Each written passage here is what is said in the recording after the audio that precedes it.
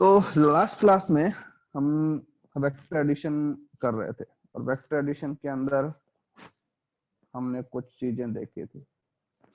हमने देखा था अपना ट्राइंगल लॉ ऑफ एडिशन।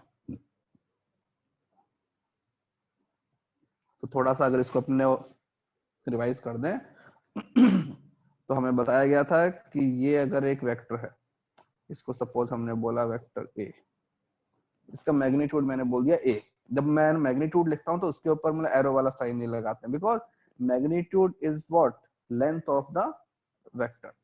ये वेक्टर ए, ये वेक्टर हमने सपोज कर लिया था बी। सपोज इस वेक्टर का ये मैग्नीट्यूड बी हो गया तो इन दोनों का जो रिजल्टेंट आया था वो वेक्टर क्या था, ए वेक्टर के स्टार्टिंग पॉइंट को बी वेक्टर के एंड पॉइंट से मिला।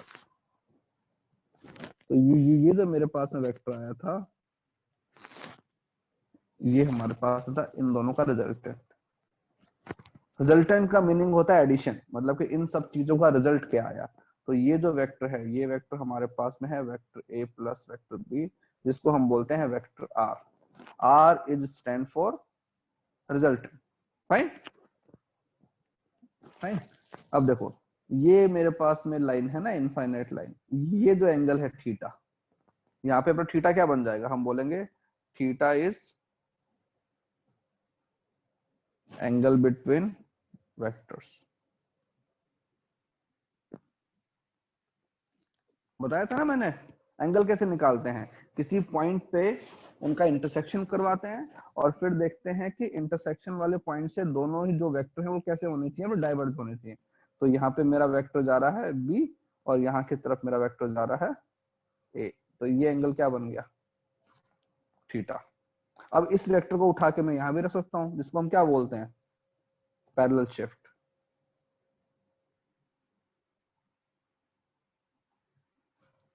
तो आज हम बात करेंगे अपने रिजल्टेंट के बारे में।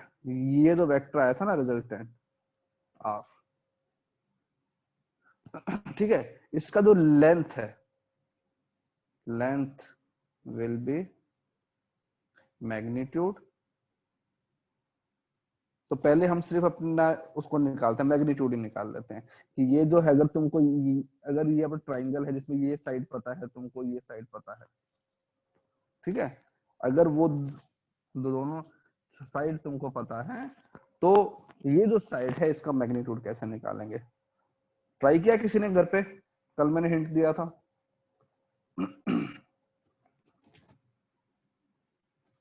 एनीवन?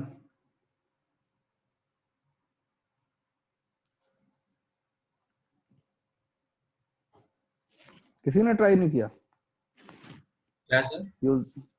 भाई ये जो ट्राइंगल का जो लेंथ है, इस वाली साइड का लेंथ, इसको फाइंड करने के लिए कुछ किया, मतलब हिंट दिया था मैंने। हाँ हाँ, मतलब लेकिन उसका आंसर क्या आया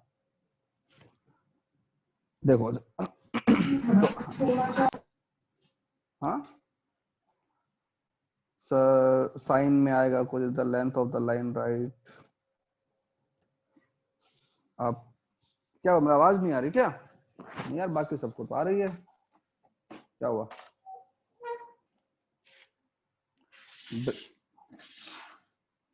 हाँ, आप सही है, ठीक है। देखो अब अगर हम उसको देखा जाए, हमको निकालना है कि जो वेक्टर है उसका, ये हमको निकालना है ट्राइंगल का लेंथ। तो सपोज ये हमारे पास में एक वेक्टर, अभी एक बार के लिए ये वेक्टर वगैरह भूल जाते हैं ना, क्योंकि हमको मैग्नीट्यूड निकालना है। मैग्नीट्यूड का मतलब क्या होता है, लेंथ, ठीक है। तो ये एक साइड है, ये जो साइड है इसका लेंथ है ए, और सेकंड वाली जो हमारी साइड है ट्राइंगल की, वो ये वाली साइड है।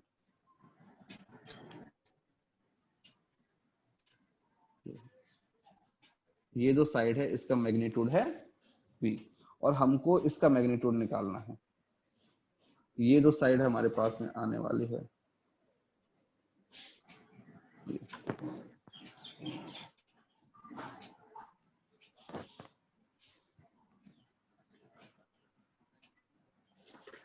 ठीक है।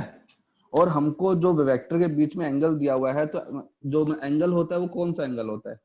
ये वाला एंगल, ये एंगल हमको थीटा दिया हुआ है। फाइन। अब बताओ हमको कौन कौन से कहते ट्रायंगल के बारे में स्टडी करना आता है?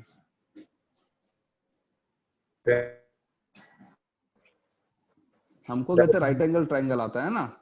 तो हमने क्या किया, ये जो वेक्टर था ना ए, इस लाइन को हमने वो कर दिया, एक्सटेंड कर दिया। और अब देखो यहाँ पे आगे, अगर यहां से एक लाइन पे ये परपेंडिकुलर मैंने ड्रॉप कर दिया, ये देखो, ठीक है। ये जो साइड है, ये साइड है बी। सपोज इस पॉइंट को मैंने बोल दिया P, इसको बोल दिया Q, इसको मैंने बोल दिया R।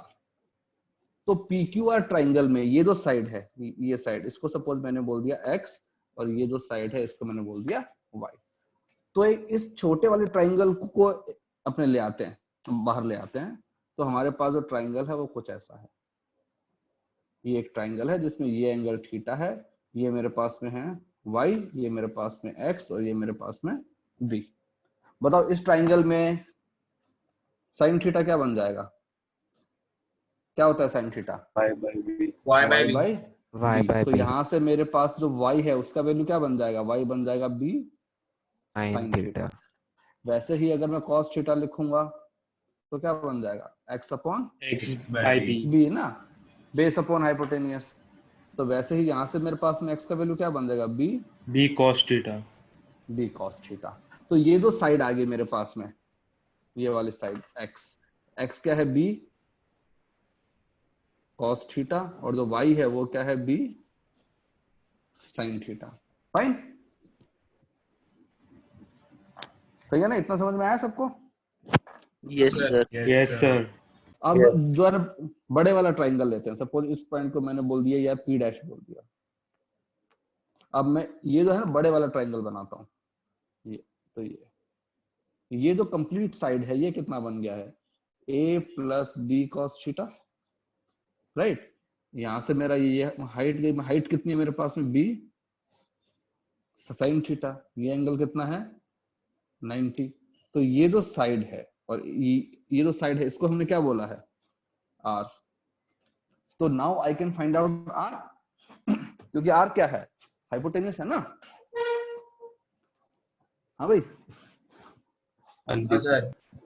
हाँ सही है ना। अब तो अब मैं क्या करूंगा इसका, तो अगर इसके अंदर अपने पाइथागोरस लगाएंगे तो हमारे पास बन जाएगा r स्क्वायर इक्वल टू क्या बन जाएगा? a plus B cos theta का whole square plus b sine theta का होल स्क्वायर। ये होता है हमारे पास में पाइथागोरस थ्योरम कि जो साइड परपेंडिकुलर हैं उन दोनों का स्क्वायर करके ऐड करेंगे तो हमारे पास में हाइपोटेन्यूस आ जाएगा। चलो अब इसका मैं होल स्क्वायर को ओपन कर देते हैं। तो आर स्क्वायर क्या बन जाएगा? इसका क्या बनेगा? ए स्क्वायर प्लस क्या होता है? 2ab कॉस, ये होता है ना a square plus 2ab plus B square. अब इसका स्क्वायर करोगे तो क्या बन जाएगा? Plus B square cos square theta. इसको स्क्वायर करोगे तो क्या आएगा? Plus b b square sine square theta. Sine square theta. थोड़ा और सिंप्लीफाई करते हैं, ठीक है। Square plus 2ab cos theta plus ए square plus 2ab cos theta plus, यहाँ से मैंने क्या बोला? स्क्वायर कॉमन ले लिया, बी स्क्वायर कॉमन, तो क्या है? cos square plus sign square theta. अब बताओ sign square theta plus cos square theta क्या होता है? 1। तो मैं लिख सकता हूँ ना कि मेरे पास जो आर स्क्वायर बनेगा वो क्या बन जाएगा? ए square plus B square plus 2ab cos theta. ये आ गया। ये जो रिजल्ट है ये हमारे पास में सबसे इंपॉर्टेंट रिजल्ट है, ये वाला कि R square equal to A square plus B square. अब अगर मैं तुमको बताऊं कि मेरे पास दो वेक्टर हैं, उन दोनों वेक्टर्स का मुझे मैग्नीट्यूड गिवन है और उनके बीच का एंगल भी गिवन है, तो मैं देखो ए और बी क्या है? Magnitude of vectors. और जो cos थीटा है, यहां से अगर हमको एंगल पता लग गया वेक्टर के बीच का तो हम उसको पुट कर देंगे। तो हमारे पास में क्या आ जाएगा, रिजल्टेंट का मैग्नीट्यूड आ जाएगा ना। Yes sir. हाँ हाँ सर। हाँ भाई, कोई भी यस सर। जो भी हम हमारे पास में अभी कितने बच्चे हैं इसके अंदर, सर 74। अगर हाँ वो थीटा तो वो छोटे वाले ट्रायंगल में तो हमको उस 180 में से वो माइनस करना पड़ेगा ना। नहीं नहीं नहीं नहीं वही, अभी देखो अपने ने पिछले वाली स्लाइड में आओ, इसमें बताओ इसके अंदर जब थीटा क्या है इसके अंदर, हमको को ट्राइंगल वाला थीटा थोड़ी चाहिए, theta is the angle between the vectors ना, क्योंकि ये क्या है, इसका हेड, राइट, और हाँ इसका सर। क्या है टेल। तो मैं इसको एक्सटेंड करूंगा ना आगे लेके जाने के लिए, क्योंकि एंगल क्या होता है, जहां से दोनों वेक्टर हमारे डाइवर्ज हाँ होते हैं, सर ठीक है, थैंक यू। ठीक है ना। तो थीटा तो बेसिकली मेरे पास में एंगल बिटवीन द वेक्टर्स है, तो इसीलिए मैं जो भी आंसर लेके आ रहा हूँ थीटा की फॉर्म में लेके आ रहा हूँ, ताकि जब मैं फॉर्मूले के अंदर पुट करूंगा तो मेरे पास में वो चीज होनी चाहिए। सर अगर आप Fine? r का वैल्यू निकालेंगे तो r का value plus minus root over a square plus b square plus 2ab हाँ तो लेकिन हमने क्या बोला था कि किसी भी वेक्टर का मैग्नीट्यूड कैसा होता है, प्लस होता है माइनस, प्लस। प्लस होता है। यस, तो हम इसके अंदर क्या करेंगे, बस जो है पॉजिटिव वैल्यू है उसको कंसिडर करेंगे, because we are calculating the magnitude of a vector quantity, and vector quantity का मैग्नीट्यूड इज ऑलवेज पॉजिटिव। ठीक है, तो अगर इस फॉर्मूले को, सर वर्क के फॉर्मूले में एफ एस कॉस थीटा होता है ना सिर्फ, हाँ होता है। तो हमारे पास में जो आर है, सर थोड़ा प्रीवियस स्लाइड बताएंगे क्या, थोड़ा सा लिखना है बाकी था। रुको ये लो, हाँ लिख लो। हाँ एक minute sir. Because magnitude of a vector is always positive, that is why we take only a positive value।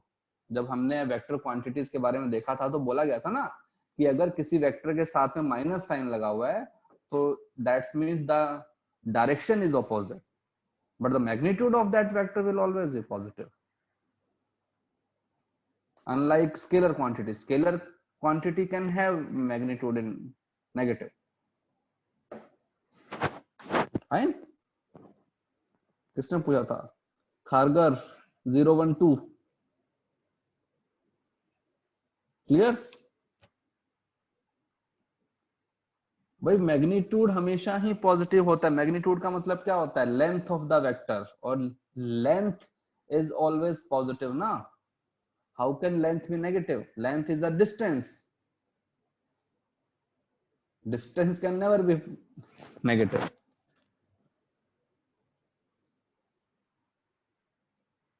Done sir. This is a formula for addition resultant. Yes, resultant का मीनिंग ही addition होता है, तो हम कभी ऐसा नहीं बोलते कि मैं एडिशन का resultant, we will say this is resultant of A and B, that means this is the addition of A and B. तो अभी थोड़ा जो फॉर्मूला है उसको एनालाइज करते हैं कि इस फॉर्मूले के अंदर और क्या क्या है।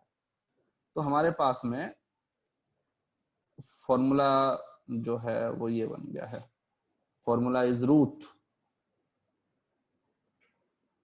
हाँ वेक्टर का मल्टीप्लिकेशन भी हो सकता है, पहले हम एडिशन करेंगे फिर हम सब्ट्रैक्शन करेंगे उसके बाद मल्टीप्लिकेशन करेंगे। हाँ वेक्टर का डिवीजन हो सकता है। अरे रुको ना, अभी पहले एडिशन कर रहे हैं ना, तो पहले एडिशन करो उसके बाद में जाएंगे हम कि वेक्टर में मल्टीप्लिकेशन भी हो सकता है क्या, इंटीग्रेशन भी हो सकता है क्या, डिफरेंशिएशन इंटीग्रेशन भी हो सकते हैं वेक्टर के अंदर, कोई प्रॉब्लम नहीं है, वो हम आगे देखेंगे। तो ये मेरे पास में आता है ए square plus B square plus 2ab cos theta, ये आ गया ना। This is magnitude of resultant. Magnitude मतलब अभी हमने डायरेक्शन के बारे में कोई बात नहीं की है, बस मैग्नीट्यूड को एनालाइज कर रहे हैं, ठीक है। ओके, अब थोड़ा सा इसको देखते हैं,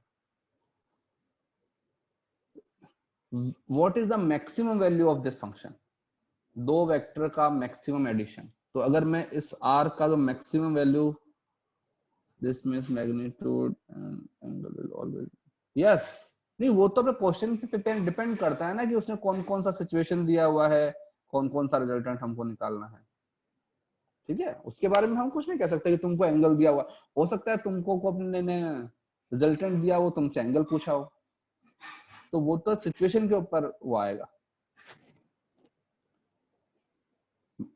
मैक्स, ओके देखो, अगर पहले हम निकालते हैं आर का मैक्सिमम वैल्यू, आर का जो मैक्सिमम वैल्यू है वो कब आएगा, देखो ये quantity a square plus B square plus 2ab cos theta. अगर किसी फंक्शन का मुझे मैक्सिमा निकालना है, मतलब कि उसमें एडिशन वाली जो चीजें हैं वो मैक्सिमम होनी चाहिए, तो ये जो क्वांटिटी है दिस इज ऑलवेज पॉजिटिव, ये जो क्वांटिटी है this is always positive, 2ab जो है this is always positive. cos theta की वैल्यू है, अगर इसकी वैल्यू मैक्सिमम हो गई तो मेरे पास मतलब आर की वैल्यू भी कैसी आएगी, मैक्सिमम आएगी। तो बताओ cos थीटा की मैक्सिमम वैल्यू, cos थीटा की मैक्सिमम जो वैल्यू होती है वो क्या होती है, 1। और cos थीटा की मैक्सिमम वैल्यू 1 कब होती है, जब तुम्हारे पास में एंगल कितना होता है, I/2। अच्छा नहीं 0। cos थीटा की वैल्यू अगर 1 है that means theta equal to 0, right. That means मेरे angle between vector A and vector B कैसा होना चाहिए, 0। और अगर दो वेक्टर के बीच में एंगल 0 होता है तो उन वेक्टर के बारे में हम क्या बोल सकते हैं, पैरेलल वेक्टर्स। पैरेलल वेक्टर का मतलब ये होता है, अगर एक वेक्टर यहाँ की तरफ है तो अपना दूसरा वेक्टर भी यहाँ की तरफ है, ठीक है ना। तो r की जो मैक्सिमम वैल्यू आएगी वो क्या बन जाएगी, वो बन जाएगी √a square plus b square plus 2ab, fine. तो ये क्या बन जाएगा, a प्लस बी का होल स्क्वायर और उसका रूट, तो सिंपली बन जाएगा a प्लस b। ये जैसे कि सपोज तुम्हारे पास में एक ये रखा हुआ है बॉक्स, इसका मास है 5 kg, ठीक है, तुमने एक फोर्स यहाँ पे लगाया 6 न्यूटन, एक फोर्स यहाँ पे लगाया 7 न्यूटन, तो इसका रिजल्टेंट क्या आएगा, 13 न्यूटन। 13 न्यूटन। ठीक है ना। तो ये चीज वही है, यहाँ पे हमने 13 न्यूटन क्यों बोला, क्योंकि हमको पता है कि इन दोनों वेक्टर के बीच में एंगल कितना है, 0 डिग्री। तो 7 और 6 इसकी जो मैक्सिमम वैल्यू है वो हमारे पास में कितनी हो सकती है, 30। तो आर मैक्सिमम, कोई भी दो वेक्टर का जब हम अपने एडिशन करेंगे तो जो मैक्सिमम उनका रिजल्टेंट आ सकता है that is only a plus B, fine, समझ में आया, यस सर। ओके आगे आते हैं। आर मिनिमम वैल्यू, तो आर का मिनिमम वैल्यू कितना हो सकता है वो देखते हैं, फाइन, ओके तब थीटा 180 होगा। यस। तो देखो अगर हमारे पास में फॉर्मूला है a square plus B square plus 2ab cos theta, तो ये जो हैं a और b तो वो तो उसके मैग्नीट्यूड हैं, तो इसकी वैल्यू कैसी होनी चाहिए, मिनिमम। cos थीटा का मिनिमम जो वैल्यू है वो कितना हो सकता है, अभी आजकल तुम्हारा वो चल रहा है ना, ट्रिग्नोमेट्री चल रहा है ना, तो उसमें मैं बताया cos थीटा का -1 जो मिनिमम वैल्यू है वो कितना हो सकता है, -1। That means theta equal to कितना, 180 डिग्रीज। अब बताओ दो वेक्टर के बीच में अगर एंगल 180 डिग्री होता है तो वो वेक्टर कैसे होते हैं, एंटी पैरेलल। एंटी-पैरेलल। या फिर अगर एक वेक्टर यहाँ जा रहा है तो फिर दूसरा वेक्टर कहाँ जाना चाहिए, यहाँ की तरफ, ऑपोजिट डायरेक्शन, ठीक है ना, अपोजिट डायरेक्शन। तो ये तो हमको ही पता है ना, कॉमन सेंस है ये तो। सपोज अगर एक मेरे पास में ये आ गया, एक मास है, यहाँ की तरफ मैंने लगाया 7 न्यूटन, यहाँ की तरफ लगा दिया 6 न्यूटन, तो बताओ इसका रिजल्टेंट कहाँ की तरफ आएगा, इसका जो आएगा नेट वो कितना आएगा, 1। कहाँ की तरफ, यहाँ की तरफ, राइट हैंड साइड, ठीक है ना। और अगर इसी चीज को मैं ऐसा कर दूं कि यहाँ की तरफ 7 और यहाँ की तरफ 5, तो कहाँ की तरफ आएगा resultant? Left hand side. Left side. Left. Hand side. हाँ, तो ये यहाँ की तरफ क्या बन जाएगा मेरे पास में? 2 न्यूटन, जिसको मैंने 2 बोल दिया न्यूटन। नेट, मतलब कि उसका रिजल्टेंट होता है ना नेट। तो देखो यहाँ पे जो मेरे पास में आर जो है ना मिनिमम आएगा, that will become root A square plus B square minus 2ab। Okay, अब बताओ इसका जो आएगा वैल्यू वो क्या होगा? A A minus minus B. क्यों? बी माइनस मतलब ए भी तो हो सकता है। हाँ वैसे भी चलेगा। हाँ, तो फिर क्या तो लिखेंगे? डिफरेंस होएगा दोनों का, हम डिफरेंस लगाते हैं बिटवीन मॉड, ए एंड हम लगाते हैं मॉड ए माइनस बी, क्योंकि हमको पता है ना magnitude is always a positive quantity ना। तो हम क्या करेंगे, ए और बी का डिफरेंस ले लेंगे और उसका मॉड ले लेंगे। प्लस आएगा तो भी ठीक है, माइनस आएगा तो भी हम कौन सी वैल्यू लेंगे? Positive value. जैसे मैंने यहाँ पे लिखा ना, यहाँ पे मैंने क्या लिखा? नेट 1, यहाँ पे मैंने क्या लिखा? नेट 2। उसके साथ में मैं क्या लगा देता हूँ? Direction, because magnitude of a vector is always positive. तो मैं इसलिए ये जो चीज है ना आर नेट, इसको मैं ऐसे लिख देता हूँ। हाँ, ऑपोजिट वेक्टर है, मतलब कि ऑपोजिट है ना डायरेक्शन दोनों की। ठीक है, तो यहाँ पे मेरे पास बनेगा mod of A minus B. Fine, तो ये बन गया मेरे पास में मिनिमम वैल्यू।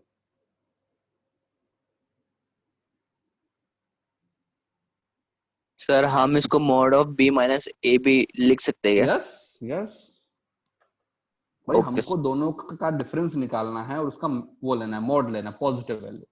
जैसे यहाँ पे लिया ना मैंने। अब भाई अगर तुम इसको लिखो 7 माइनस 5 तो 2 आएगा, अगर तुम लिखोगे 5 माइनस 2 तो क्या आएगा? -2। फिर उसका क्या ले लोगे? मॉड, तो क्या बन जाएगा? 2। और जहां की तरफ तुम्हारा इफेक्टिव आएगा वहां पे एरो लगा देना, वही तुम्हारा जो अपना रिजल्टेंट है वो यहाँ की तरफ आएगा। फाइन। Yes sir. अगर हमारे पास में एंगल 90 डिग्री है तो हम वहां से क्या बोल सकते हैं कि अगर हमारे पास में एक वेक्टर है बी, एक मतलब एक वेक्टर है,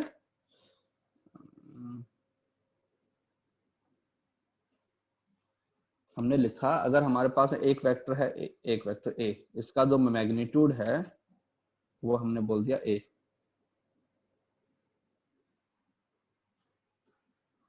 vector A plus vector B, ये मेरे पास में आ गया आर। ठीक है, आर वेक्टर, जो मैग्नीट्यूड ऑफ जो ए है उसको सपोज हमने बोल दिया ए, मैग्नीट्यूड ऑफ जो बी है उसको हमने बोल दिया बी, और मैग्नीट्यूड ऑफ जो आर है उसको हमने बोल दिया आर। तो आर की वैल्यू कहां से कहां तक जा सकते हैं? हम एक स्टेटमेंट लिख सकते हैं ना कि आर जो है वो आइदर ये mod of A minus B और टू A A plus B, minus B के बीच में। कहां से कहां तक उसकी वैल्यू जा सकती है? मॉड ऑफ हम ए कहते हैं माइनस कि बी टू ए उसकी प्लस जो मिनिमम वैल्यू कितनी होती है? Mod of A minus B, और जो मैक्सिमम वैल्यू कितनी होती है? A A plus plus B. Plus. तो आर की वैल्यू हमेशा ही a प्लस बी से a माइनस बी के बीच में रहेगी। सपोज अगर तुमको एग्जांपल दिया जाए, सपोज तुम्हारे पास में वेक्टर a है, तुम्हारे पास में 6 न्यूटन, वेक्टर b है तुम्हारे पास में 7 न्यूटन। ठीक है, सो अगर कोई तुमसे पूछे can they make 10 newton of force, बताओ। Yes, yes sir they can.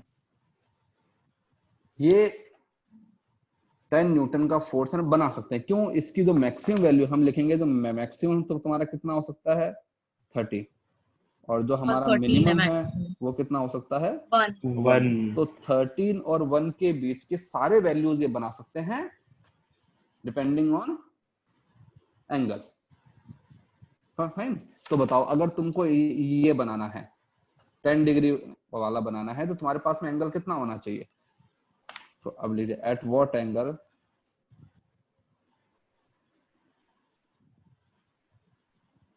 they will make 10। तो हम क्या करेंगे? फॉर्मूला लगाएंगे, हम लिखेंगे आर स्क्वायर, आर क्या है मेरे पास में? 10। तो ये होता है ना हमारे पास formula R square equal to A square plus B square plus 2ab cos theta. तो ये तो हो गया आर स्क्वायर। वो तो एक ही बात है, लगाओ मत लगाओ, क्योंकि ये तो हमेशा ही अपना कैसा आने वाला, पॉजिटिव वाले आने वाला है ना। तो अगर किसी पॉजिटिव नंबर की मोड लगा देते हो तो क्या फर्क पड़ता है, कुछ नहीं पड़ता। cos inverse 15/84। तो देखो ये हो गया अपना 10 का स्क्वायर, तो 10 का स्क्वायर फिर आता है ए स्क्वायर, मतलब कि 6 का स्क्वायर प्लस 7 का square plus 2 into 6 into 7 into cos theta. ठीक है, तो क्या बन जाएगा 100 इक्वल टू 36 प्लस 49 प्लस ये कितना हो गया 84। 84 कॉस थीटा। तो हमारे पास में कॉस थीटा की वैल्यू क्या बन जाएगी 100 माइनस ये, 15/84। इसको भी सब्ट्रैक्ट करो, ये कितना हुआ 100 35 माइनस 30 85। 100 माइनस 85 तो कितना बचा 15, है ना। Yes sir. तो 84/15, तो थीटा की वैल्यू क्या बन जाएगी कॉस इनवर्स सर 84 बाई, 15/84 होएगा ना। हाँ 15/84 उल्टा कर दिया, हाँ 15/84। तो जो थीटा आएगा हमारे पास में, theta will become cos inverse 15/84। 84। तो ऐसा हो सकता है कि वो हमको रिजल्टेंट वगैरह की वैल्यू देके और इसका वैल्यू पूछ ले, तो कोई बात नहीं, हमारे पास में इक्वेशन है, जैसा वो कहेंगे वैसा हम फाइंड आउट है ना कर लेंगे।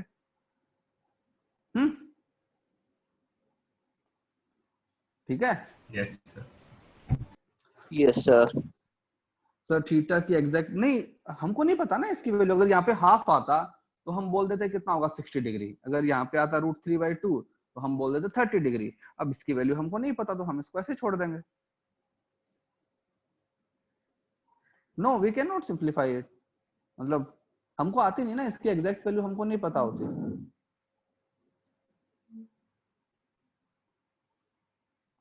जैसे और क्वेश्चन करते हैं, इफ, तो पहले थोड़ा सा इसका एक स्पेशल केस लेते हैं। When theta is of 90 degree, इसका हमने एग्जांपल भी किया था ना कल। तो हमारे पास क्या बन जाएगा R square equal to A square plus B square plus 2ab cos theta. Cos 90 कितना होता है 0। 0, तो A square plus B square plus 0, तो आर की वैल्यू क्या बन जाएगी √a square plus B square. ये क्वेश्चन हमने कल भी किया था ना, एक वेक्टर अगर यहाँ जा रहा है, एक यस। वेक्टर अगर यहाँ जा रहा है, 3 ये 4 है ए, ये है बी, तो इन दोनों का रिजल्टेंट क्या आया था हाइपोटेन्यूस आया था, और ये क्या होता है ए स्क्वायर प्लस बी स्क्वायर। इसको कैलकुलेट करने के लिए मुझे फॉर्मूले की भी जरूरत नहीं है ना, क्योंकि मुझे पाइथागोरस आता है, तो हम पाइथागोरस थ्योरम को लगा देते हैं, हमारे पास में आंसर आ जाता है। तो जैसे एक क्वेश्चन करते हैं, 2 फोर्सेस 2 वेक्टर्स, ठीक है, देयर मैक्सिमम रिजल्टेंट is 14, ठीक है, when they act at 90 degree they make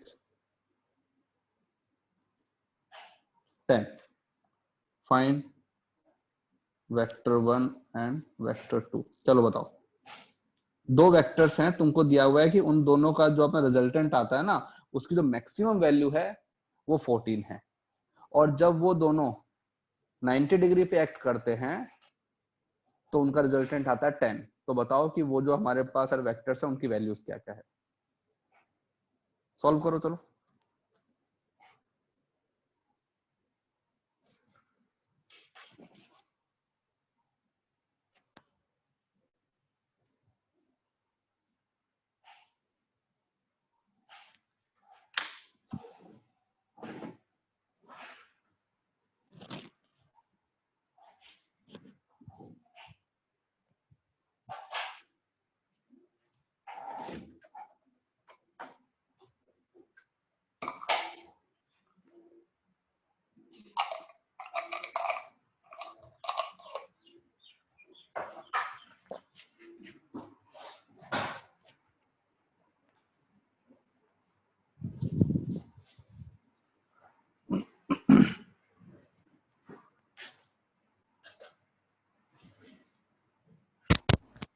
sir 8 और 6।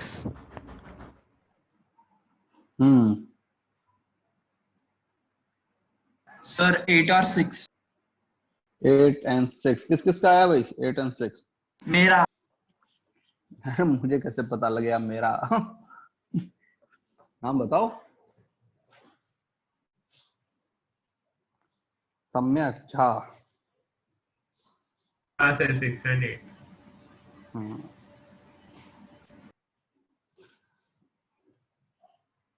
हाँ बाकी लोगों को भी अभी करने दो आराम से। हाँ सर हो गया। हो गया। तो देखो जो हमको कंडीशन गिवन है उसको करते हैं। पहले क्या बोला? 2 वेक्टर्स। तो पहले हमने क्या कर दिया कि जो वेक्टर्स थे उसको अज्यूम कर लिया। तो सपोज हमने बोल दिया पहला वेक्टर है ए, दूसरा वेक्टर है बी। फिर बोला है कि their maximum of the resultant is 14। मतलब कि मैक्सिमम का मतलब क्या होता है? A plus B. तुमको ए प्लस बी दिया हुआ है 14। ये हो गया इक्वेशन 1। फिर बोलता है when they act at 90 degree. जब 90 डिग्री पे एक्ट करते हैं तो रिजल्टेंट क्या आता है? R square equal to A square plus B square. मतलब कि 10 square equal to A square plus B square. ठीक है। अब तुम्हारे पास में इक्वेशन भी दो है, वेरिएबल भी दो है। If you know how to solve, तो मैंने लिखा ए स्क्वायर प्लस जो था ना बी, इसको मैंने लिख दिया 14 माइनस ए का स्क्वायर इक्वल टू क्या बन गया? 100। 100। तो अब ये क्या बन जाएगा? ए स्क्वायर प्लस इसका स्क्वायर कितना होता है 14 का? 196। 196 plus A square minus 28 A equal to 100। तो क्या बन जाएगा? 2a स्क्वायर माइनस 28 ए, ठीक है, प्लस प्लस 96। 96 equal to 0। फिर क्या करोगे? ए स्क्वायर माइनस 14 ए, ठीक है, प्लस ये कितना बन जाएगा? 48। 48 इक्वल टू 0। इसको जब अपने फैक्टराइज करोगे, ठीक है, तो देखो तो इसके अंदर 6 और 8 मल्टीप्लिकेशन, आएगा। तो a माइनस 6 और a माइनस 8 इक्वल टू 0। तो ये या तो मतलब a का वैल्यू 6 है या फिर a का वैल्यू 8 है। जब a का वैल्यू 6 है तो अपना b का वैल्यू कितना आ जाएगा? 8। 8 जब a का वैल्यू है 8 तो b का वैल्यू कितना बन जाएगा? 6। 6। तो हमारे जो वेक्टर्स हैं उनके मैग्नीट्यूड जो हैं वो 6 और 8 और हैं। 8। फाइन। हाँ। Yes sir.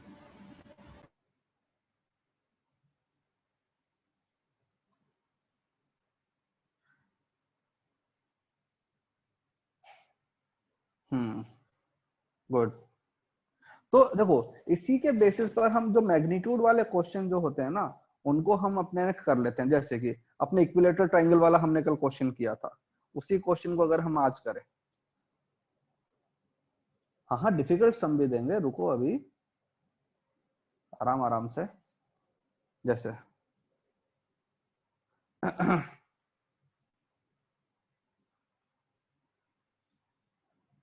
सपोज तुम्हारे पास में इक्विलेटरल ट्रायंगल है, एक वेक्टर तुम्हारे पास में ये है, ये मैंने बोल दिया वेक्टर 1, इसका मैग्नीट्यूड a। फिर हमने एक और वेक्टर ले लिया, ये हो गया वेक्टर मेरे पास में b, इसका मैग्नीट्यूड भी सपोज मैंने ले लिया a ही ले लिया। ओके अब बताओ, सपोज मैं बोलता हूं कि angle between a vector and b vector is 120 degree. ये बहुत ही स्पेशल है रिजल्ट, इसलिए मैं इसको स्पेसिफाई कर रहा हूं कि अगर दो वेक्टर ऐसे हैं जिनका मैग्नीट्यूड सेम है, देखो ना इसका मैग्नीट्यूड भी a है, इसका मैग्नीट्यूड भी a है, और अगर उनके बीच में सर जो रूट एंगल 3 हो जाएगा क्या?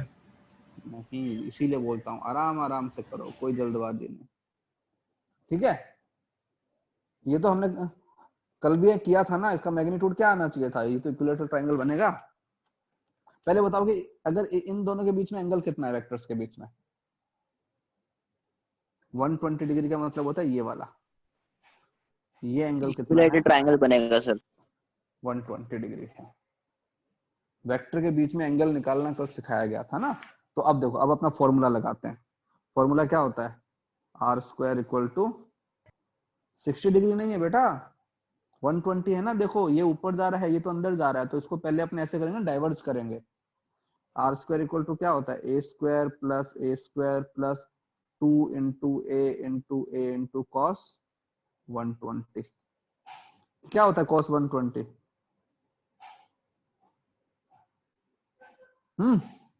कॉस 120 का वैल्यू किस किस को पता है? -1/2। -1/2। अगर तुमको फाइंड आउट करना ना आए तो यू कैन यूज दिस। जैसे कॉस अपना 120 है ना, तो कॉस 90 प्लस 30। तो कॉस मतलब कि a प्लस बी क्या होता है, cos A cos B minus sign A sine B. तो कॉस 90 0 होता है, तो ये तो पूरा 0 बन गया, माइनस साइन 90 1 होता है, ये हाफ। ठीक है, तो हमको पता है कि कॉस जो ये है ये कितना बन गया, -हाफ। तो इसकी वैल्यू कितनी बन जाएगी, -हाफ। तो -हाफ अगर यहाँ पे लिखोगे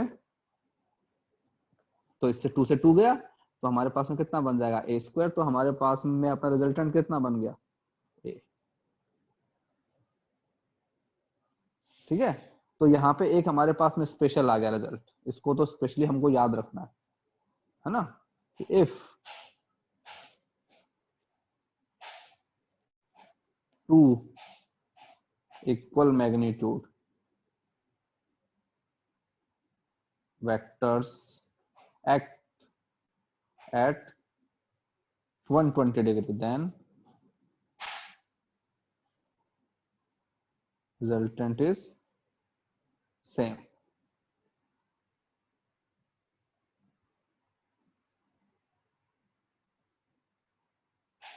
हाँ स्लाइड दिखाता हूं पिछले वाला एक बार।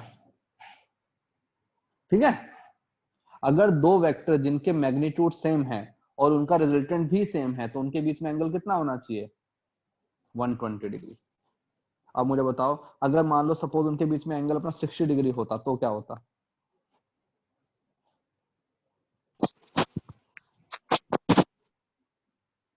इफ सपोज एक वेक्टर है ए है, वेक्टर है एक वेक्टर है ए, और थीटा की वैल्यू तुमको दी हुई है 60 डिग्री। तो पहले तो इसका आपने डायग्राम बनाओ, इसका का डायग्राम कैसा बनेगा, 3 और आता फिर क्या? हाँ 3 नहीं यार, √3 है। 120 पे आ रहा है ना ये तो देखो पहले इसका डायग्राम बनाते हैं। देखो एक वेक्टर मेरे पास में ये है, ये तो ये हो गया इसका डायरेक्शन ना। इस लाइन के साथ में कितना एंगल बनाना है मेरे को, ये एंगल बनाना है 60 डिग्री, ये वेक्टर पी। तो अब जो मेरा रिजल्टेंट आएगा वो रिजल्टेंट कौन सा बन गया, ये लाइन। तुमको अपने देखने से ही पता लग रहा है कि ये वाली लाइन जो है वो इस लाइन से बड़ी है, मतलब जो मेरा रिजल्टेंट आएगा that will always be greater than A. तो ये भी तो वो ए है, 8√3 आएगा ना? 8√3 A√3। हाँ यस। तो तुम लिखोगे R square equal to A square plus B square plus 2ab cos theta होता है ना। तो इसकी वैल्यू भी क्या है, ए स्क्वायर, बी की वैल्यू भी same A square plus 2a square, cos theta कितना बन जाएगा, हाफ। तो आर की वैल्यू बन जाएगी √3 ए स्क्वायर, तो √3 टाइम्स। तो जब वेक्टर ये जो है थोड़े से इंपॉर्टेंट है रिजल्ट। अगर तुम्हारे पास में दो इक्वल वेक्टर्स हैं, उनके बीच में एंगल कितना होता है 120, जो तो तुम्हारा रिजल्टेंट आएगा, राइट, वो कैसा आएगा, सेम ही आएगा, ये वाला। और इसका मैग्नीट्यूड भी क्या बन जाएगा, ए ही। ठीक है, यहाँ पे जो तुम्हारा साइड है ये तुम्हारे पास तो बन जाएगा √3।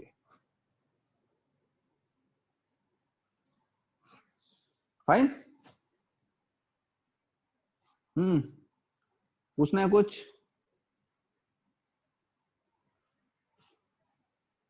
नोट डाउन कर लिया इसको? यस सर, कर लिया। Yes sir. किसी को पिछले वाला स्लाइड देखना था एक बार, हाँ ये देख लो भाई।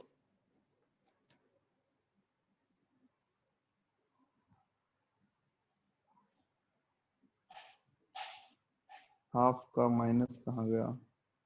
हाफ का minus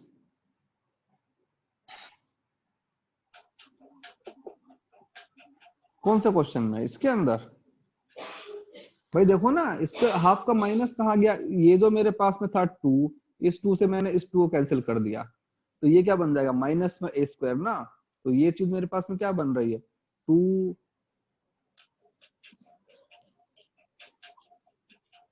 2a square minus A square, तो क्या बन जाएगा? मतलब ए स्क्वायर हो जाएगा ना।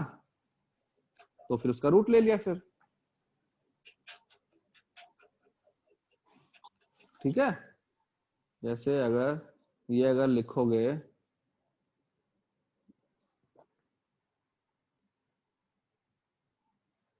तो ये मेरे पास बन जाएगा 2a square minus A square, तो इक्वल टू क्या बन गया? A square, R square equal to A square, तो आर इक्वल टू ए।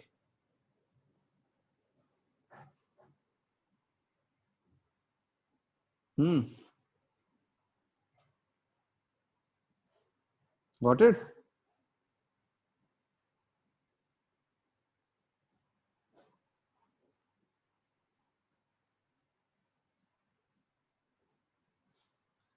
अरे हमको भी ट्राइंगल से मतलब थोड़ी ना है। बताओ मुझे, इस वेक्टर और इस वेक्टर के बीच में एंगल कितना है?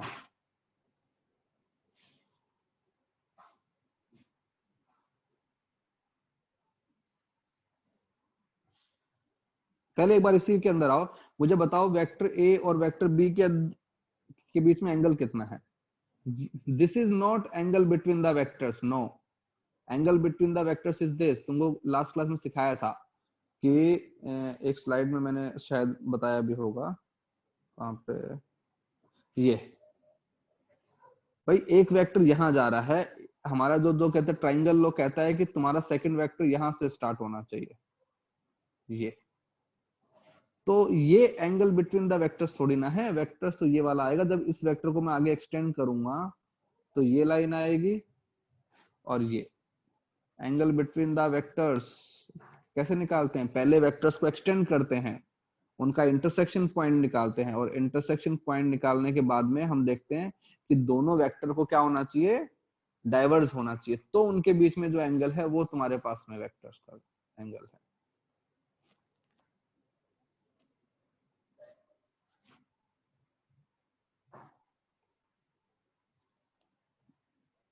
इसकी बात कर रहे हो?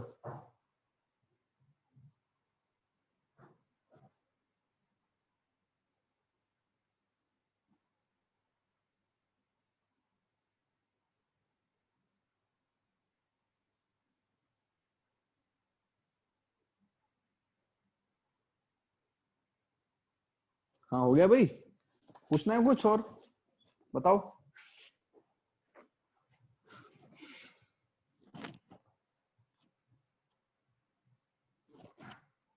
Any questions? Show the next slide. Next slide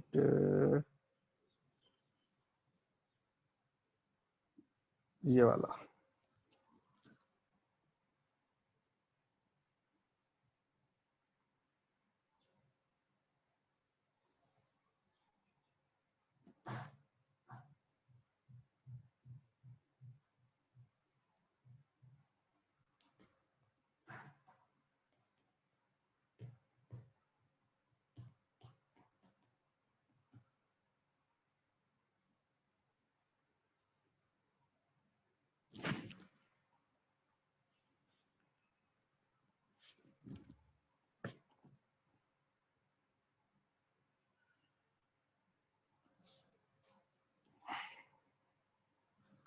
दो से ज्यादा वेक्टर अगर होंगे तो पहले हम ऐड करेंगे दो को।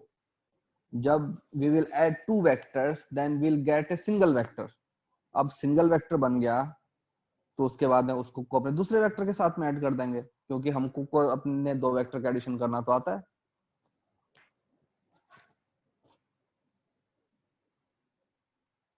Can you do a sum with r max minimum? Okay।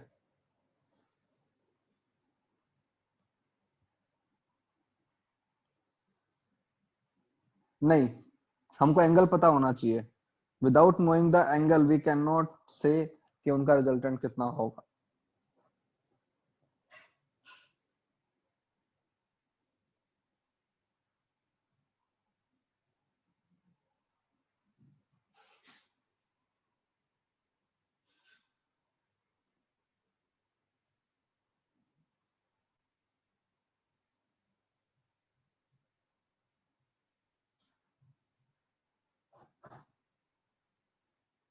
How will we represent, एक सेकंड रुको,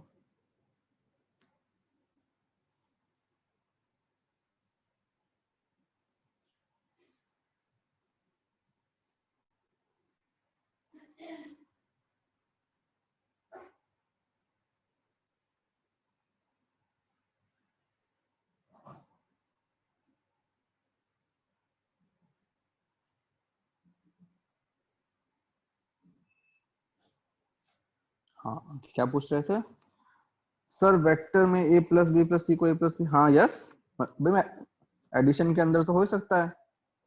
how will we represent in diagram when we are adding 3 vectors? We can add infinite vectors. Okay, हम आएंगे, उस पे भी आएंगे कि अगर हमारे पास में n नंबर्स ऑफ वेक्टर होंगे तो उनका एडिशन कैसे करेंगे। First we will add only 2 vectors. Okay, suppose तुमको दे दिया कि एक वेक्टर ये है, एक वेक्टर ये है, एक वेक्टर ये है, तुमको इन तीनों का एडिशन करना है। तो fine, first what I will do, I will add this and this, so what I will get this one।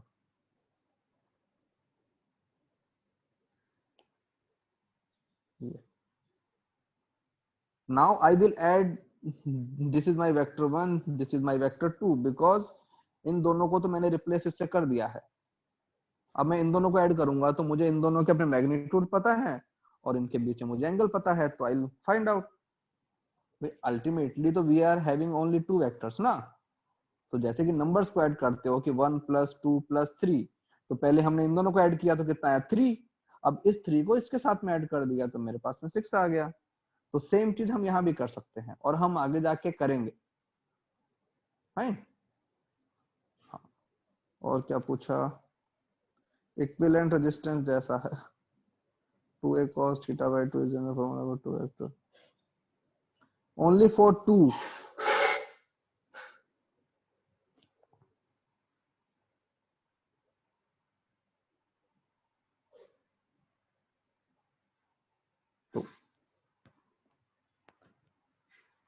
Fine, देखो सेकंड चीज, हमको मिनिमम से मिनिमम फॉर्मूलाज याद रखने, क्योंकि अगर तुमको हर चीज स्पेशल केस के लिए फॉर्मूला याद रखोगे फिर तो इनफाइनाइट फॉर्मूले हो जाएंगे। ठीक है, तो कम से कम फॉर्मूलाज याद रखेंगे और फिर उसको अपने एग्जीक्यूट करेंगे। ठीक है, एप्लीकेशंस ऑफ वेक्टर, हमारा पूरा फिजिक्स ही अपने वेक्टर के ऊपर है। Vector will come in exam, yes, without vector you can not start your physics. जब अपने काइनेमेटिक्स करोगे, लॉज ऑफ मोशन करोगे, तो अगर तुमको वेक्टर नहीं आता फिर तो कुछ ही नहीं कर पाएंगे। ठीक है, vector is the most important, that is why I am going very slow in this chapter. We will do vectors very slowly, each and everything very slow, because vector is very important for your coming physics। चलो थोड़ा सा और आगे बढ़ते हैं। चलो जैसे अपने मेरे एडिशन में ही आते हैं, तो हमारे पास में special cases,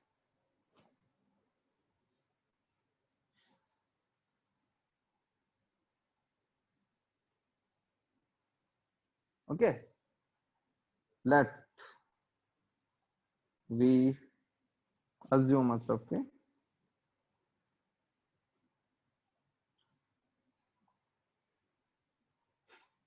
to make a zero vector। अगर हमको जीरो वेक्टर बनाना है तो अब कैसे बनाएंगे? जीरो वेक्टर का मतलब क्या होता है? एक ऐसा वेक्टर जिसका मैग्नीट्यूड कितना ऑपोजिट होता है? वेक्टर्स, एंटी पैरेलल वेक्टर्स जिनका मैग्नीट्यूड इक्वल है। यस, जीरो वेक्टर बनाने के लिए हमारा मैग्नीट्यूड कितना होना चाहिए? 0। और हमारे पास में एक ही फॉर्मूला है, हमको पता है कि 0 is the minimum. This is हमारा कैसा है? मिनिमम है ना ये, तो भाई इससे कम तो हो नहीं सकता, क्योंकि वेक्टर का मैग्नीट्यूड इज ऑलवेज पॉजिटिव। तो अगर हमको 0 बनाना है तो दोनों वेक्टर को अपोजिट ही होना पड़ेगा। एक वेक्टर अगर यहाँ पे है तो एक वेक्टर यहाँ होना पड़ेगा। ये है मेरे पास में a, ये है मेरे पास में b, तो मैं लिखूंगा कि इसका जो आएगा resultant that is a minus B. अगर ये 0 है तो इसका मतलब क्या हुआ कि a equal to b, that means vector a का मैग्नीट्यूड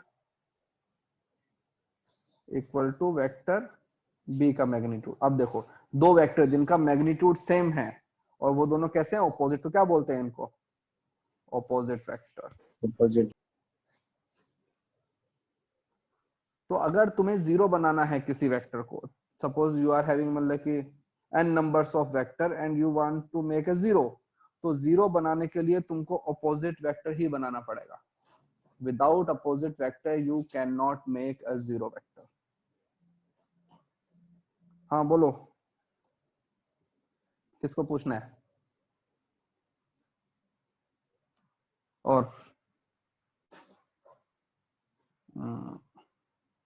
अब जब मैंने एंगल की बात करते हैं, एंगल यहाँ पे मैंने लिया थीटा इज लेस देन 90, यहाँ पे मैंने लिया थीटा इज अपना इक्वल टू 90 और यहाँ पे हमने ले लिया थीटा इज अपना ग्रेटर देन 90। हमारे पास इतने केस बनते हैं। एंटी पैरेलल वेक्टर जीरो हो सकता है ना, कब होंगे, जब उनका मैग्नीट्यूड सेम होगा ना। तो मैग्नीट्यूड भी सेम हो गया, डायरेक्शन अपोजिट है, तो ऐसे वेक्टर को हम क्या बोलते हैं, अपने अपोजिट वेक्टर बोलते हैं ना भाई।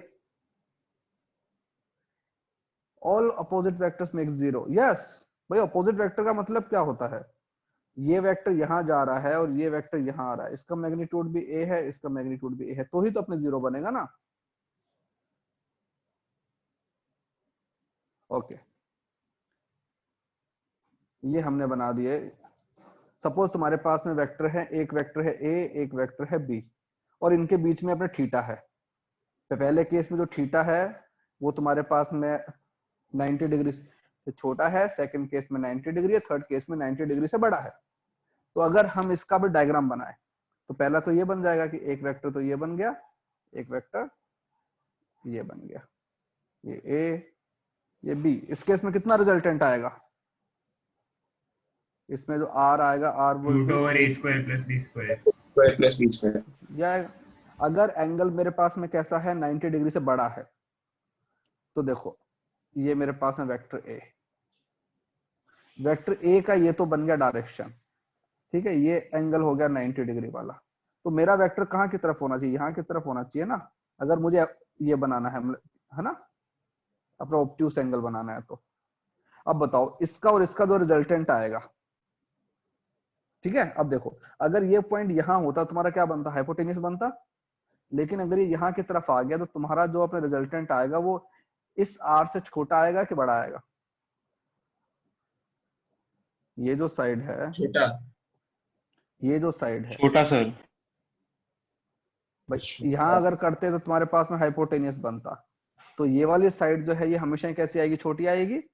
तो तुम कह दोगे कि यहाँ जो रिजल्टेंट आएगा that will be less than root A square plus B square, ठीक है। अब यहाँ पे आते हैं, अगर एंगल की वैल्यू 90 डिग्री से कम है तो कैसा बनेगा, ये मेरे पास में वेक्टर ए, बड़ी लाइन बनेगी।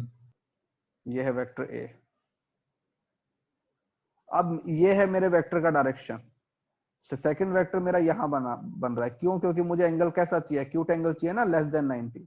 अब अगर मैं इसको इससे मिलाऊंगा,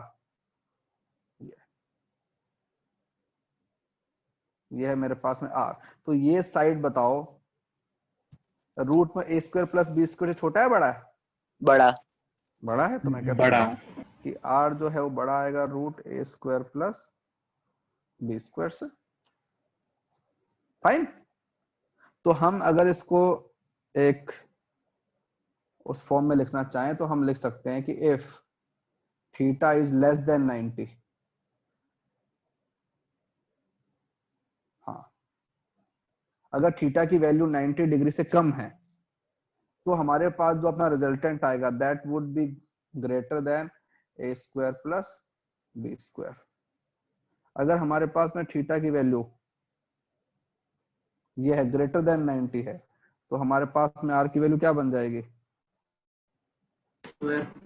less than A square plus B square. क्यों, अब इसका भी अपना रीजन भी है, अगर या तो तुम अपने डायग्राम से देख लो, ठीक है ना। यहाँ तो हमने कैसे देखा, इससे देखा, डायग्राम से देखा, ये साइड छोटी है, ये साइड बड़ी है। अगर तुमको फॉर्मूले से देखना है तो फॉर्मूले से देख लो, तो कॉस नेगेटिव होगा, कॉस नेगेटिव होगा, राइट। तो अगर मैं फॉर्मूले से देखूं तो फॉर्मूले के अंदर क्या आता है मेरे पास में, यहाँ पे मेरे पास में आता है प्लस 2ab cos थीटा, और अगर थीटा की वैल्यू 90 से छोटी है तो ये क्वांटिटी कैसी रहेगी? पॉजिटिव। तो देखो ना, रूट में ए स्क्वायर प्लस बी स्क्वायर में कुछ ना कुछ तो एडिशन हो ही रहा है, तो कुछ ना कुछ मतलब कि एडिशन अगर हो रहा है, हाँ अभी रिपीट करता हूं तो एक बार, तो ये जो चीज है ये हमको पता है इक्वल है root A square plus 2ab, ये वैल्यू पॉजिटिव है। पॉजिटिव मतलब कि इस क्वांटिटी को इंक्रीज कर रहा है, तो मैं कह सकता हूं कि r will always be greater than A square plus B square. वैसे ही अगर मैं इसके अंदर आऊंगा तो यहाँ पे मेरे पास में साइन कैसा आएगा? Minus plus 2ab cos theta, but अब इसकी वैल्यू कैसी हो जाएगी? नेगेटिव। तो मैं कह सकता हूं कि r की वैल्यू कम रहेगी ए स्क्वायर प्लस बी स्क्वायर से। ठीक है, हाँ प्रीवियस स्लाइड में आते हैं। लोग कह रहे हैं कि हाँ डायग्राम से समझ में नहीं आया। यहाँ पे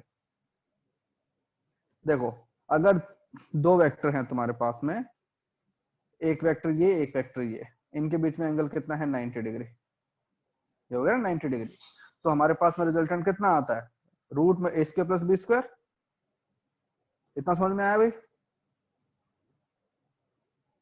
यस सर। हाँ, अब देखो, अब अगर मैंने एंगल को क्या कर दिया, मतलब एक्यूट एंगल कर दिया, मतलब कि जो साइड है मेरी इस तरफ होनी चाहिए ना, ये। अब इसका इसका रिजल्टेंट क्या आएगा?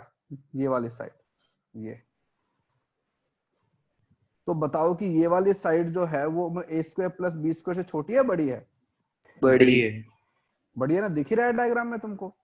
तो मैंने लिखा कि r जो है has to be greater than A square plus B square, क्योंकि इस लाइन को मैंने यहाँ पे आगे ले गया ना थोड़ा सा। ओके, यहाँ पे आते हैं। अगर तुम्हारा एंगल कैसा ग्रेटर देन 90, तो ये लाइन क्या होगा? इस लाइन के यहाँ की तरफ आ जाएगी ना, ये इधर यहाँ की तरफ।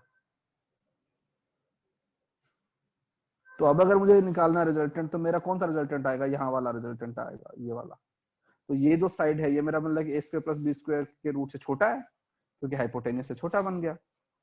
तो अगर तुमको चीज डायग्राम से समझ में आ रही है तो अपने डायग्राम में देख लो, ठीक है। और अगर तुमको सारी चीज को इक्वेशन से देखना है तो हमारे पास में इक्वेशन है। हमको पता है कि ये क्वांटिटी कैसी है? पॉजिटिव। तो r कैसा होगा? ए स्क्वायर प्लस बी स्क्वायर से बड़ा होगा, क्योंकि कोई चीज यहाँ पे एडिशन में आ रही है। यहाँ पे क्या है? अगर मेरे पास में जो एंगल है वो ग्रेटर देन 90 है, तो ये क्वांटिटी कैसे बन जाएगी? नेगेटिव। तो हम बोलेंगे कि जो मेरा ये जो आएगा रिजल्टेंट आएगा, ये कैसा बन जाएगा? ए स्क्वायर प्लस बी स्क्वायर से कम बनेगा। क्यों? क्योंकि कोई ना कोई चीज इसमें से सब्ट्रैक्ट हो रही है। ठीक है, पूछना है कुछ? No sir. No sir. Anyone? No sir. तो देखो, आज हमने क्या किया है, कल हमने तुमको को अपने ट्राइंगल लॉ सिखाया था कि भाई लास्ट पार्ट में देखो, हमको पता है कि r का फॉर्मूला क्या होता है? Root A square plus B square plus 2ab cos theta. अगर थीटा की वैल्यू 90 डिग्री से छोटी है, थीटा इज लेस देन 90, तो हमें पता है कि 2ab cos थीटा कैसा आएगा? पॉजिटिव। मतलब कि root A square plus B square में कोई चीज एडिशन हो रही है, तो obviously this number will be अपन greater than root A square plus B square. मतलब जो हमारा रिजल्टेंट है, r is inversely proportional to theta. Yes, theta जितना कम होगा तुम्हारे r की वैल्यू उतनी ज्यादा होगी, क्योंकि cos जो है वो डिक्रीजिंग फंक्शन है। जब तुम थीटा की वैल्यू को अपने ग्रेटर देन 90 कर दोगे तो तुम्हारे पास में cos थीटा की वैल्यू आती है और नेगेटिव। तो कोई चीज को सब्ट्रैक्ट कर रहे हो, तो अगर कोई चीज सब्ट्रैक्ट हो रही है मतलब कि इससे कम है वो, तो मतलब r की वैल्यू ए स्क्वायर प्लस बी स्क्वायर से कम है। तो आज हमने सिर्फ क्या देखा है? Magnitude of vector, magnitude of resultant. ठीक है, सब सिखाएंगे। कल हम फाइंड आउट करेंगे कि जो वेक्टर होता है उसका डायरेक्शन कैसे फाइंड आउट। भाई अगर हमारा जो अपना रिजल्टेंट आता है, नहीं तो मैं ऐसा कोई फॉर्मूला नहीं है, नो नथिंग।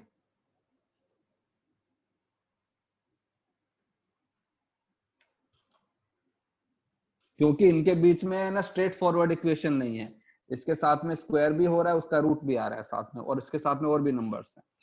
अभी हमने निकाला है magnitude of the resultant. Tomorrow we will find direction, क्योंकि हमको पता है ना कि दो वेक्टर का एडिशन कैसा होना चाहिए, ठीक है ना, उसका मैग्नीट्यूड भी होना चाहिए, उसका डायरेक्शन भी होना चाहिए, ठीक है। फिर उसके बाद जो अपना क्लास होगा कब, वेंसडे को होता है ना, उसके अंदर हम करेंगे अपना पैरेललोग्राम लॉ। हाँ, कल हम फाइंड आउट करेंगे अपना डायरेक्शन। फिर जो अपना वेंसडे वाला क्लास होगा उसके अंदर हम फाइंड आउट करेंगे, जैसे कि लिखें आज क्या है, मंडे हम करेंगे वेक्टर का डायरेक्शन।